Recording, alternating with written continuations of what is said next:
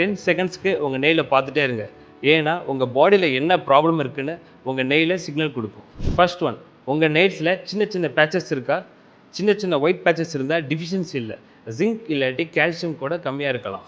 Next, உங்கள் nail சீக்கிரம் உடஞ்சிருதா? அப்போனா பயோட்டின் இல்லாட்டி அயன் டிஃபிஷியன்சி இருக்கான்னு செக் பண்ணுங்கள். நெக்ஸ்ட் ஒன், நெயில்ஸில் வெர்டிக்கல் லைன்ஸ் இருக்கா?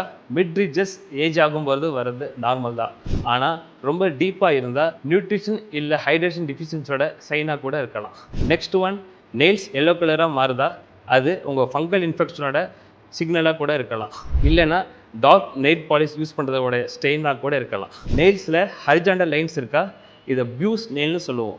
Recently severe illness, high fever இல்லை சிவியராக நீங்கள் ஸ்ட்ரெஸ் எக்ஸ்பீரியன்ஸ் பண்ணியிருந்தாலும் இது மாதிரி வரலாம். இந்த மாதிரி சேஞ்சஸை நீங்கள் நோட்டீஸ் பண்ணிங்கன்னா அதை இக்னோர் பண்ணாதீங்க.